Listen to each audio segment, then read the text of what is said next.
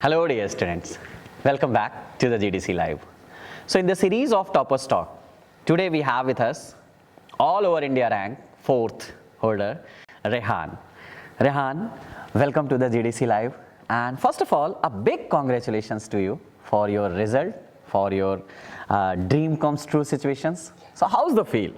Thank you so much for sir having me here. The feel is unreal actually. कभी सोचा नहीं था कि मैं आपके वीडियोस देखता था तो कभी सोचा नहीं था कि आपके साथ आकर बैठने का ये मौका मिलेगा. Okay. And it is a dream come true for me. Correct. And बहुत सारे लोग ये आपके वीडियोस देखते हैं तो आई गेस वो भी यही सोचेंगे कि एक दिन आपके साथ यहाँ के बैठने का मौका मिले. बस ये सिचुएशन बदलनी रहनी चाहिए. आज मैं हूँ तो कभी कोई और रहना चाहिए. Good. Rehan, tell me the situations or the scenario when the result has come and you just see, oh my god, I got the 4th rank. How was the feel?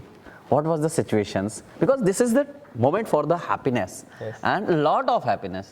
So what was your experience? Sir, to be honest, our college was having a farewell for us. Okay. We were final year students. So जिस दिन farewell था उस दिन हमारा result announce हुआ before the farewell party. Okay. So the college people were very happy because सबके सामने वो result announce हुआ था. Correct. I called my mom. She was very happy. मेरे जितने फ्रेंड्स थे किसी ने एक्सपेक्ट नहीं किया था कि उस हमारे कॉलेज से किसी का वैसा रैंक आएगा. हाँ जी. And I would give this credit to the Covid lockdown, to be honest, कि बहुत टाइम मिला प्रिपरेशन करने के लिए. करेक्ट है. बहुत लोगों को कोविड से दिक्कत ही हुई रहेंगी. हाँ जी. लेकिन मेरे लिए तो वो एक बून इन डिस्गाइज था. वो आपदा में अवसर बात करें तो वो सिचुएशन हो गई. चलिए. ओके.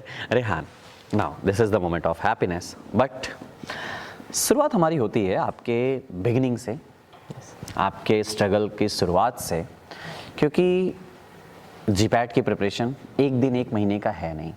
ये एक लंबा टाइम लेता है. When you have started the preparation, और कब से आपको लगा कि नहीं मुझे अब जीपैट करना है और मुझे उसके लिए लगना है अच्छे से? सर जैसे मैंने फार्मेसी में एंटर किया तो इतना नॉलेज तो था नहीं कि इसके आगे क्या होता है. बस इतना पता था मास्टर्स प्रोग्राम्स होते हैं. जब पता चला कि सीनियर्स चीज़ें करते हैं, एग्ज़ाम्स देते हैं वगैरह. जीपैट टॉप एग्ज़ाम थी जो वो देते हैं नाइपर, उसके बाद होती है. सो जीपैट को क्वालिफाई करना was a big deal for me. And I come from a college which has produce toppers over the year. Exactly. So एक प्रेशर, एड ऑन प्रेशर था कि एक वो लेगेसी है जो हमको मेंटेन करनी है. तो वहाँ से शुरुआत हुआ कि सेकेंड ईयर में फिर मोमेंटम पकड़ा कि अब सही टाइम है कि अब पूरी तरह लगना है. जीपैट की तैयारी करेंगे. और थोड़ा सा जो सेमेस्टर के जो पेपर्स होते हैं, सेमेस्टर के एग्जाम्स, कॉलेज के एग्जाम, तो उसको थोड़ा साइड में रखना पड़ेगा. तो एक अलग टाइप का प्रिपरेशन होता है. करेक्ट. मेंटल प्रिपरेशन थोड़ा ज़्यादा होता है जीपैट के लिए, क्योंकि आपको पता है कि वो जर्नी बहुत लंबी है. बिल्कुल. 2 साल हमको लगता है कि बहुत छोटा टाइम है, बट जब हम डे पर डे हम उसको जीते हैं तो, और वो रिपीटेटिव हो जाता है कि आज मैंने वो पढ़ा, फिर एक हफ्ते बाद मुझे वापस से वही रिवीजन करना है उसका, और वो कभी हेक्टिक हो जाता है. एंड स्टार्टिंग में जब आपको ये आदत नहीं है तो वो बहुत ऐसे लगता है कि अब मैं मुझे छोड़ देना चाहिए क्योंकि ये मेरे बस का नहीं है. एग्जैक्टली. ये एक बहुत बड़ा पॉइंट होता है रेहान. अगर बात करें, बहुत सारे स्टूडेंट्स होते हैं जब किसी ईयर का रिजल्ट आता है तब तो उनके मन में आता है कि नहीं मुझे तैयारी करना है, नेक्स्ट ईयर मैं भी करूँगा, फाड़ दूंगा, रिजल्ट लाऊंगा, समथिंग लाइक दिस. लेकिन वो रास्ते में चलते हैं कुछ महीने, कुछ हफ्ते, कुछ एक टाइम के बाद क्या होता है, ब्रेक हो जाते हैं. या उतना सीरियसली नहीं चल पाते हैं जो चलना चाहिए था. क्या आपके सामने भी ऐसी सिचुएशन आई, और अगर आई तो कैसे उसको हैंडल किया? सर ऐसी सिचुएशन तो बहुत बार आई. लिटरली जीपैट के 1 महीने पहले भी ऐसी सिचुएशन थी कि नहीं अब बहुत सैचुरेट हो चुका है, क्योंकि पढ़ाई इतनी, सिलेबस बहुत वास्ट है. आप अगर 2 साल में कंप्लीट करोगे 4 साल का सिलेबस तो आपको कुछ चीज़ें छोड़नी पड़ेगी. बिल्कुल करेंगे. और वो आपको फिर बाद में उसका दुख नहीं होना चाहिए कि मैंने ये छोड़ दिया है, बट एक ग्रेटर गुड होता है कि हाँ इससे मुझे मिलने क्या वाला है, what will be the result of it. आपको उस पर ध्यान देना पड़ेगा. कभी ऐसा लगता है कि हाँ आज मैं डिमोटिवेटेड हूँ या आज अगर मुझसे ये नहीं हो रहा, तो बेस्ट ऑप्शन है कि आप मतलब मैंने ये प्रेफर किया था कि I would see your videos, GDC के जो भी वीडियोस होते थे, कि एक एस्केप मिल जाता है कि मैं अगर पढ़ रहा हूँ तो मेरा माइंड सैचुरेट होता है, लेकिन अगर मैं कुछ देख रहा हूँ सुन या रहा हूँ, देख रहा हूँ, तो आपने हाँ। बोला है, हाँ जी। तो मेरा माइंड इतना काम नहीं करेगा, लेकिन वो चीजें मेरे एक feel आ बैक ऑफ द जाता है। माइंड में वो फिट होती रहेगी, Correct एंड है। That is also good for it. Exactly बहुत अच्छा पॉइंट है रेहान। यहीं पे एक बात आती है कि हम पढ़ रहे हैं, कभी ऐसा लगता है कि यार इस बुक को पढ़ लेते हैं, कभी रहता है इस बुक को पढ़ लेते हैं, ये नोट्स पढ़ लेते हैं, वो मॉड्यूल्स पढ़ लेते हैं। आपके लिए स्टैंडर्ड बुक्स का क्या रोल रहा, कौन कौन सी बुक आपने फॉलो की, और उनका पढ़ने का तरीका भी ज़रूर बताना, क्योंकि स्टूडेंट सबसे ज़्यादा यहाँ कंफ्यूज होते हैं। सर मैं तो ये बोलूँगा कि अगर आप सेकेंड या थर्ड ईयर से शुरुआत कर रहे हो तो रेफरेंस बुक्स आर मस्ट। आपको एक बार तो उनको पढ़ना ही पड़ेगा, क्योंकि जीपैट में कभी कभी हमारे टाइम पे ऐसा हुआ है कि word to word question line to line आए, बुक से आए हैं, स्यूटिक्स फार्मास्यूटिक्स के तो लैकमैन के उठा के देख लीजिए, एग्जैक्ट सेम लाइंस से क्वेश्चन पूछा है। तो अगर आपको प्रिपरेशन शुरू करना है तो you have to read all the standard books for all the subjects. Correct. उसके बाद फिर आपकी कॉलेज की फैकल्टी पे बहुत सारी चीज़ें डिपेंड करती है कि उन्होंने उस टॉपिक को कैसे पढ़ाया है। अगर आप सेल्फ स्टडी कर रहे हो तो वो बहुत इंपॉर्टेंट हो जाता है कि उन्होंने वो एक्सेप्ट कितना ईजिली आपको समझाया है। अगर आपने क्लासेस ज्वाइन किया है तो वो आपको समझाते, मतलब वहाँ पर एक थोरो मतलब वो थरली पढ़ाया जाता है। Correct. जो कॉलेजेस में नहीं पढ़ाया जाता। Correct. वो बहुत इंपॉर्टेंट हो जाता है। तो अब एक पॉइंट यहाँ पे स्टैंड हो जाता है, स्टैंडर्ड बुक। मैं आपकी स्टैंडर्ड बुक सबसे पहले जानना चाहूँगा। आपने कौन कौन से सब्जेक्ट की कौन सी स्टैंडर्ड बुक फॉलो किया? सर फार्माकोलॉजी के लिए आप त्रिपाठी और एक केडी त्रिपाठी सर। उसके अलावा तो बहुत सारे लोगों ने बहुत सारे बुक्स रिफ़र करने का बोला। स्पर्शन गुप्ता नाम की एक बुक थी, वो रिफ़र करने के लिए बोला। बट मैंने पहले से ही ये दिमाग में बिठा लिया था कि जितने कम सोर्सेस रहेंगे उतना इजी काम होगा। एक स्टैंडर्ड बुक हमने पकड़ा और उसको हमने बेस्ट दिया। एग्जैक्टली। तो फार्माकोलॉजी के लिए KD Tripathi is the Bible. Okay, correct. तो वही मैंने रिफर किया एंड तक। फिर फार्मास्यूटिक्स के लिए लैकमैन था, बट रेमिंगटन में कुछ चीज़ें थी जो लैकमैन में कभी कभी कम थी। तो वो कुछ सब्जेक्ट्स के लिए मल्टीपल बुक्स रेफर किए, जैसे एनालिसिस के लिए पाविया, फिर हॉलर, स्कूगन हॉलर हो गया, वैसे वोगल था। फिर मेडकेम के लिए एक स्टैंडर्ड बुक थी फोए। सो मैंने तो वही रिफर किए। मल्टीपल लोग विल्सन एंड गिजवाल्ड रिफर करते हैं, and it is also a good book. It depends on your liking. Exactly, कि आपको जो बुक की लैंग्वेज समझ में आ रही है आप उस पर फॉलो करो। लेकिन एक स्टैंडर्ड बुक रखना है रेफरेंस के तौर पे। आप जो लैंग्वेज समझ पा रहे हो जिस बुक का, वो हमारे लिए बेस्ट है। चलिए, बहुत बढ़िया। अब पॉइंट यहाँ पे भी आता है रेहान, हम फोए की बात करते हैं। मैं छोड़ देता हूँ अभी केडी त्रिपाठी फार्माकोलॉजी। फोए book, lot of the content. अब वहाँ पे सबसे बड़ा एज अ बिगनर की बात हो रही है।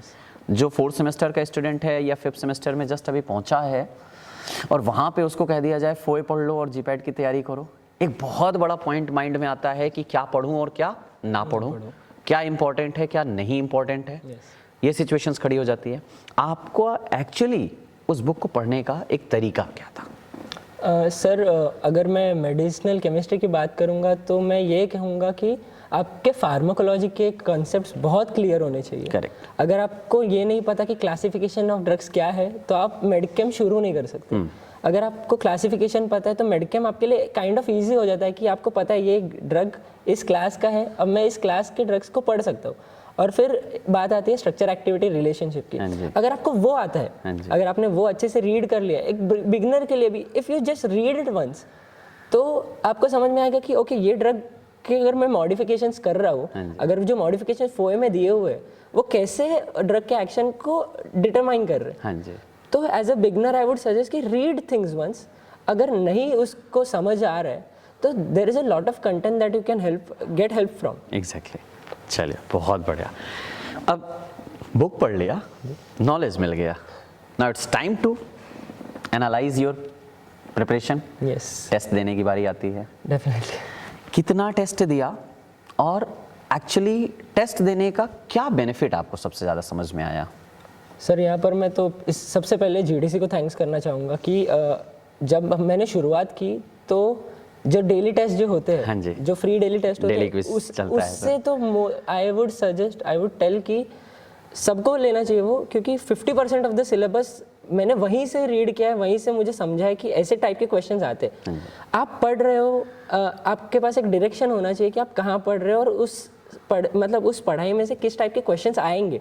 आप अगर कुछ पढ़ रहे हो लेकिन आप उसके क्वेश्चन सॉल्व नहीं कर रहे, तो उसमें इशू ये होता है कि आपके पास नॉलेज तो है, लेकिन अगर क्वेश्चन किसी दूसरे तरीके से पूछ लिया, एप्लीकेशन बेस्ड पूछ लिया या ट्रिकी क्वेश्चन पूछ लिया, तो you don't know how to apply your knowledge. Exactly.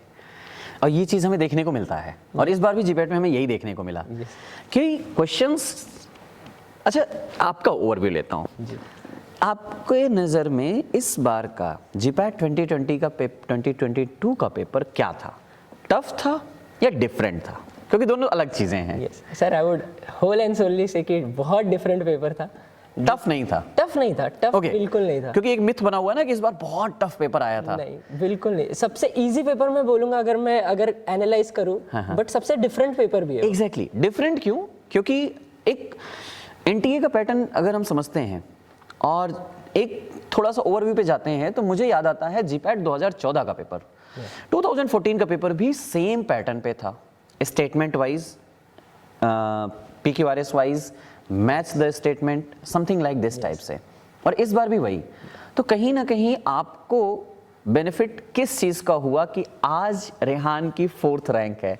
Concept का, या आपके जो पढ़ने का तरीका था, या कंबाइंड हम कैसे उस चीज़ को देखते हैं? सर, इसका again I give the credit to GDC as well as previous year questions. अगर आपको किसी एग्जाम को समझना है तो आपको उसके प्रीवियस ईयर क्वेश्चन सॉल्व करने पड़ेंगे। जब तक आप वो नहीं करोगे, आपको नहीं पता कि वो उनकी मेंटालिटी क्या है, वो किस तरीके से क्वेश्चंस पूछते हैं। And over the years questions change, उनका पैटर्न्स चेंज हो जाते हैं। तो आपको अपडेटेड रहना होता है। जो रीसेंट पेपर था उसको देखना पड़ता है, एंड उस हिसाब से तैयारी शुरू करनी पड़ती है। कभी कभी ऐसा होता है कि आपको पूरा तैयारी चेंज करनी पड़ती है जिस तरीके से आप कर रहे थे।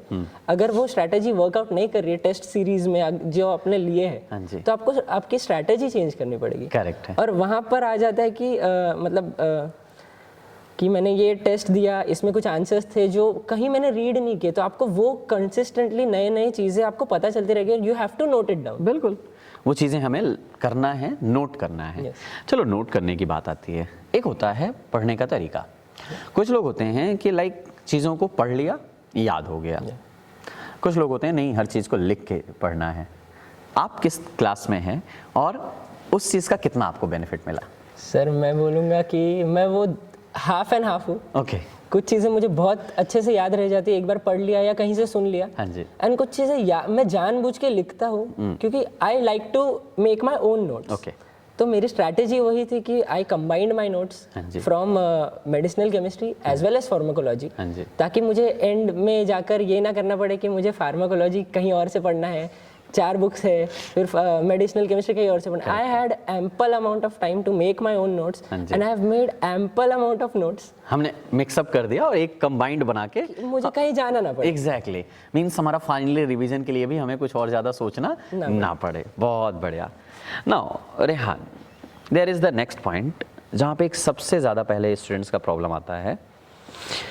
एट द बिगनिंग जब हम शुरुआत करते हैं तो कभी ऐसा लगता है कि टेस्ट दे रहे हैं यार, मार्क्स कम आ गए, एक बार कम आया, ओके, दूसरी बार कम आया, ओके, तीसरी बार जैसे ही कम आता है तुरंत स्टूडेंट्स क्या होता है ना, फट जाता है। ठीक है कि पढ़ इतना रहे हैं, टेस्ट में मार्क्स अच्छे नहीं आ रहे हैं।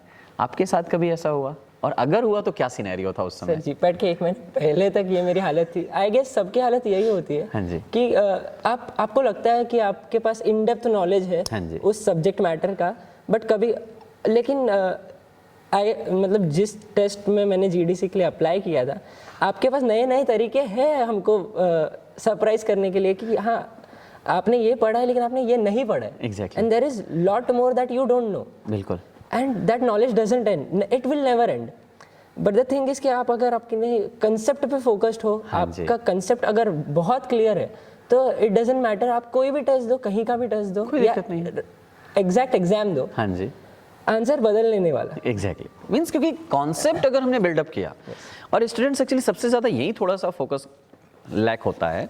एक qualifier, not qualifier and rank holder में तीनों को एक अलग अलग क्लास की अगर बात करता हूँ, रैंक होल्डर की बात करते हैं तो ऐसा क्या आपने किया जिसकी वजह से आपको लगता है कि नहीं, आज आप इस रैंक पे हो? एक जस्ट बेसिक आपका मैं मेरिट जानना चाहूँगा, या एक एडवांटेज या आपका बेस्ट स्ट्रेटजी की बात करूँ तो। सर इसका श्रेय मैं वापस से मेरे पेरेंट्स को इसका Correct, श्रेय बहुत correct. जाता है कि उन्होंने बहुत सपोर्ट किया इस चीज़ में। हाँ जी। क्योंकि इस प्रिपरेशन में आपको बहुत इट्स वेरी टैक्सिंग। हाँ जी। आपको सुबह उठना पड़ेगा, अगर आप कॉलेज गोइंग स्टूडेंट्स हैं तो टाइम नहीं मिल पाता। Exactly. आपको जल्दी उठना पड़ेगा, आपको लेट सोना पड़ेगा, नींद सैक्रिफाइस करनी पड़ती है, और आपको वो गोल अचीव करना है, तो फिर ये मैटर नहीं करना चाहिए। एग्जैक्टली एक यहाँ पे एक पॉइंट भी आता है, बहुत सारे स्टूडेंट्स का मेरे पास क्वेश्चन आता है कि सर हम सुबह नहीं उठ सकते हैं, है ना, रात में सर पढ़ते हैं तो एक चीज़ें याद उतनी अच्छे से नहीं होती हैं, ऐसी सिचुएशन हो जाती है ना। आपका स्केड्यूल की बात करूं, आप क्या फॉलो करते थे? मींस कभी आर वाइज पढ़ने की कोशिश करते थे या टारगेट वाइज पढ़ते थे? सर एंटायर प्रिपरेशन में मैंने जब स्टार्ट किया था 3rd ईयर से, तो मैंने मंथ वाइज डिवाइड कर लिया था कि मुझे ये सब्जेक्ट्स इस टाइम में ख़त्म करना है। चाहे मतलब उसको टाइम लग जाएगा, इट डजेंट मैटर, बट वो सब्जेक्ट थरली रीड हो जाना चाहिए, थरली उसके एमसीक्यू सॉल्व हो जाने चाहिए। इट डजेंट मैटर कि आपने उसको पूरा बुक्स रीड कर लिया, आपने मॉड्यूल्स रीड कर लिए, नोट्स रीड कर लिए, नोट्स बना लिए, बट द थिंग इज आप जब तक उसके टेस्ट नहीं दोगे आपको नहीं पता कि आप कितने पानी में हो। एग्जैक्टली। तो जब तक आप टेस्ट दोगे, और फिर उस हिसाब से मैंने मेरा डिवीजन किया था। करेक्ट। जीपैट के लास्ट मंथ, मतलब जीपैट के 1 महीने पहले तक मेरा यही स्ट्रैटेजी था, एंड फिर दिसंबर जब आया और जीपैट एक्सटेंड हो गया, तब फिर मैंने फिर 15 डेज फिर 10 डेज का स्ट्रैटेजी, सब्जेक्ट रिवीजन के लिए टाइम नहीं लगा। करेक्ट। तो रिवाइज करता गया बार बार बार, और फिर वो डेज कम होते गए। कभी मुझे ऑटोमेटिक पहली बार ज़्यादा, फिर कम हमारा एक बदलता चला गया। चलिए, एक अच्छा पॉइंट है यहाँ पे ना, प्रेशर हैंडल। एक सिचुएशंस होती है, समटाइम्स होता है कि नहीं, हमें कॉलेज का भी प्रेशर है, कोचिंग का भी प्रेशर है, टाइम नहीं मिल पा रहा है, पढ़ना है जीपैट के लिए भी, असाइनमेंट है कॉलेज का, फाइल बनानी है, तमाम प्रकार के एक्चुअली स्टूडेंट्स के लॉजिक रहते हैं। आपको भी मिला होगा ये सारी चीज़ें, आपके ऊपर ही प्रेशर आया होगा। What was the scenario of that point? कैसे उन चीज़ों को हमने हैंडल किया? सर कभी कभी ऐसा होता था कि कॉलेज का काम, अगर मैं कॉलेज गोइंग स्टूडेंट हूँ तो कॉलेज का काम इतना है कि जीपैट साइडलाइन हो जाएगा। हाँ जी। कुछ दिन ऐसा होगा कि कॉलेज का काम नहीं है, मैं जीपैट पे फुल फोकस कर सकता हूँ। तो वो अगर बैलेंस आप नहीं बना सकते, हाँ जी। कि कहीं पर मिस हुआ है तो उसको आपको कहीं पर ऐड करना ही पड़ेगा। करेक्ट। अगर वो मिस आउट हो गया एट द एंड, मतलब वो कभी नहीं रीड किया फिर आपने, तो वो रिग्रेट रहने वाला है कि मैं, और उसमें से अगर बाई चांस क्वेश्चन आ जाता है तब तो बहुत ज़्यादा कि मुझे पता था ये मेरा छूट गया और मैंने जानबूझ के इसको रीड नहीं किया, तो आई वुड सजेस्ट एवरीवन की try to complete the entire syllabus even if you read it once. Okay. क्योंकि एक बार आंखों के नीचे से जानी चाहिए चीज़। बिल्कुल, मीन्स वो सारी चीज़ें। नाउ अब एक पॉइंट आता है, जब हम टेस्ट दे रहे हैं, आपने जीडीसी में बहुत सारे टेस्ट दिए होंगे, डेली क्विज, वीकली टेस्ट, लक्ष्य पैड पे इतने सारे टेस्ट हुए होंगे।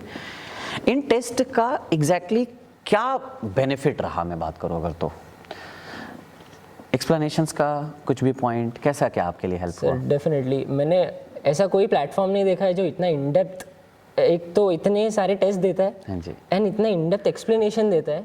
क्योंकि अगर मैं टेस्ट दूँ तो 3 घंटे का टेस्ट है, अगर मैं वो एग्जाम मतलब पेपर सॉल्व भी कर लूँ जल्दी, तो उसका एक्सप्लेनेशन रीड करने के लिए मुझे 3 घंटे से ज़्यादा जाते थे। तो वो एक पॉइंट था कि, और मैंने उस पर टाइम इन्वेस्ट किया कि मुझे पता था कि अगर मैं ये एक्सप्लेनेशन पढ़ रहा हूँ तो मुझे वापस वो क्वेश्चन कभी भी आए, किसी तरीके से आए, वो मेरे दिमाग में रहने वाला है, क्योंकि मैंने उसका एक्सप्लेनेशन एक बार देख लिया। हाँ तो उस तरीके से वो टेस्ट ने मुझे बहुत हेल्प किया। और एक और तरीका था कि मुझे, और ये जब टेस्ट होते थे तो एक ऑल इंडिया रैंकिंग आती, हाँ जी, हाँ जी, तो मुझे समझ में आता था कि वेयर आई स्टैंड, कि मेरे कलीग्स है या मेरे कंपिटिटर्स है जो भी है, तो मुझे समझता था कि मैं कहाँ हूँ, और वो बहुत इंपॉर्टेंट होता है आपकी जर्नी में। हाँ जी। क्योंकि आप अगर ओवर कॉन्फिडेंस हो, हाँ जी, अगर आपने ये कोई सब्जेक्ट पढ़ लिया और उस सब्जेक्ट मैटर में आपको लगता है कि मुझसे अच्छा कोई है नहीं, तब ये बहुत डिस्ट्रक्टिव थिंग है आपके पूरे प्रिपरेशन के लिए। करेक्ट है। तो कभी कभी ये भी उस रैंकिंग को देखने के बाद ये भी लगा होगा, यार मेरी रैंक कम आई है, मैंने पढ़ा लेकिन मेरे इतने अच्छे मार्क्स नहीं आए हैं, वो कभी कभी परेशान भी कर जाता है। किया कभी? किया तो था शुरुआत में, बट फिर अगर आपका सेल्फ बिलीफ हो कि नहीं मेरे पास टाइम है, and if I can cope up with that, तो फिर आई कैन डू इट। यहाँ पर पूरा मैटर सेल्फ बिलीफ का आ जाता है। अगर आप वो रिजल्ट आपका फाइनल रिजल्ट नहीं है, करेक्ट, अगर आप वो रिजल्ट देखकर पीछे हट गए तो फिर कोई पॉइंट नहीं आपके प्रिपरेशन का। क्योंकि कभी न कभी रास्ते में थोड़ी बहुत अड़चने आएंगी, डेफिनेटली, लेकिन उन अड़चनों से रुकना नहीं है, चलते रहना है। कभी ना कभी ऐसा होगा कि हाँ मंजिल तक भी पहुंचने वाले हैं, और वो मंजिल हमें मिली जहां आज हम बैठे हैं। चलिए, okay, so how was the experience of whole the journey? अगर शुरुआत से बात करें, you have started your preparation from 4th semester, actually 2 year if you are talking about the 3rd year, 5th semester का 5th semester starting means yes yes. तो ये पूरा लंबा टाइम, समटाइम्स ऐसा यार डिमोटिवेशन, क्या कर रहे हैं, इतना ज़्यादा पढ़ना है, पढ़ नहीं पा रहे हैं। कभी कभी ऐसा होता है ना कि ज़्यादा पढ़ लिए तब भी बुरा लगता है, कभी कभी नहीं पढ़ा तो भी बुरा लगता है ना? तो वो सिचुएशंस, कभी डीमोटिवेशन या कंटिन्यूअस में कभी ब्रेक हुआ, कुछ ऐसी चीज़ें आई होंगी, वो चीज़ें आपने कैसे हैंडल किया? सर ऐसा बहुत बार हुआ है कि आपका पढ़ने का मन नहीं करता है फॉर एंटायर डेज, एंड आपको रिग्रेट भी हो रहा है कि आप नहीं पढ़ रहे हो, आपका टाइम भी जा रहा है, बट आप कुछ कर नहीं पा रहे क्योंकि it's not in your hand at that time. And तब मैंने मतलब मैं आपकी तारीफ आपके सामने ही कर रहा हूँ कि आप ही थे उस सिचुएशन में कि आपके जितने भी वीडियोस आप डालते हो, जो डेली, अगर मैं नहीं भी पढ़ रहा हूँ तो मैं डेली मैराथन देख लूँगा कि कुछ ना कुछ तो करूँ मैं। एग्जैक्टली, क्योंकि हर मोमेंट को, ये टाइम ऐसा होता है ना, इस टाइम में जितना आपने यूटिलाइज कर लिया वो उतना बेहतर है। और शायद उसी चीज़ की वजह से ये जो टाइम यूटिलाइजेशन का स्ट्रेटजी है ना, यही स्ट्रेटजी यहाँ पे आज रेहान को 4th रैंक पे बैठाया है। सो होप सो अगर आप लोग इस चीज़ को फॉलो करते हो, maybe the next will be you, okay, who will be going seated here, okay, and we will discuss with you. So definitely, okay, now at the you have given a lot of the paper test series. What was the pressure level or what was the situations at the final GPAT exam? क्योंकि आपने paper बहुत दिए थे GDC में, वहाँ पे भी आपको पेपर आया और एक प्रैक्टिस हमने कर लिया था। कितना आपको बेनिफिट हुआ और कितना आपके लिए रिलैक्सेशन पॉइंट बना वो? सर मैं तो बोलूँगा कि अगर मैं यहाँ पर हूँ तो उन टेस्ट सीरीज की वजह से ही हूँ, क्योंकि there were a lot of questions जो रिपीट वो टेस्ट सीरीज में से हुए थे। Okay, so I would definitely suggest कि आप टेस्ट सीरीज लो। जो भी प्रिपरेशन शुरू करेगा वो टेस्ट सीरीज, उनको टेस्ट सीरीज तो लेनी ही चाहिए, क्योंकि आपका एक मेंटालिटी बन जाती है। Exactly, क्योंकि टेस्ट देने से शायद हम अपनी प्रैक्टिस एनालाइज करके उन चीज़ों को वहाँ जा सकते हैं। मीन्स एक सिंपल बात करें तो हाँ, रेहान के नज़र में कहीं ना कहीं प्रिपरेशन करने का तरीका, एक सिंपल बात करें अपने जूनियर्स के लिए, क्या मैसेज देंगे for whole the journey? Yeah, definitely. Because this is the beginning. Yes. If the student is going to start from this point, so what will be the best strategy for them? Stay motivated, make your own notes. If you have time, make your own notes. Else refer modules that are given to you, refer things that are taught in your college, and don't let any result before that final result let you down. Okay. क्योंकि वो आपका final result नहीं है, वो आपका final result हो नहीं सकता जब तक आप नहीं डिसाइड करते कि इसके बाद मेरा क्या होने वाला है। एग्जैक्टली, वो हमारे लिए एक पॉइंट हो जाता है कि नहीं, हाँ मुझे करना है, मुझे अच्छे से करना है और उन चीज़ों को करके लाना है। चलिए, very good. Now Rehan, before ending this session, एक पॉइंट मेरा पर्सनल आपसे यहाँ पे बनता है कि जितना भी ये जीपैट का मिथ बना हुआ है, this is a exam, a big exam, okay, sometimes light लेके, समटाइम्स बहुत ज़्यादा इसको हर्डल बना के देखा जाता है कि बहुत बड़ा एग्जाम है, और कुछ ऐसे होते हैं कि नहीं ठीक है ना, जीपैट ही तो है, ठीक है। तो आपके लिए वो क्या था एग्जैक्टली? सर जब शुरुआत की थी तो इट वाज अ माउंटेन, कि उसको चढ़ने में बहुत दिक्कतें होने वाली है। हाँ जी। बट जैसे ही आप प्रिपरेशन शुरू करते हो, आप वो जर्नी में जाने शुरू करते हो, चीज़ें लाइन में आने शुरू कर देती है, फिर समझ में आता है कि नहीं, हाँ मेरे, अगर मैं कर सकता हूँ तो फिर कोई भी कर सकता है, ये मैं मानता हूँ। Exactly. क्योंकि मैंने कभी नहीं सोचा था कि I would be sitting here, I would be getting that rank. Exactly. And I would still tell कि मेरा प्रिपरेशन आखिरी दिन तक कंप्लीट नहीं था, एंड आई डोंट नो किसी का होता भी है क्या। This is the main point, because if you have satisfied which was not Rehan. Okay, if you are satisfied, then you are not preparing actually for your exam. क्योंकि हम कभी भी अपने आप को ये नहीं कह सकते कि शायद हमने पढ़ लिया है पूरा, क्या? यस तो चलते रहना है, Yes. जहाँ से मिले नॉलेज लेते रहना है और उन चीज़ों को आगे बढ़ते रहना है। चलिए, बहुत बढ़िया, बहुत अच्छा लगा रेहान आपसे बात करके, आपके थॉट्स और आपके इन चीज़ों को समझ के। आई होप आपके जूनियर्स ज़रूर इन चीज़ों को देख के मोटिवेट होंगे। And thank you so much for being with us and being here. Thank you so much, thank you.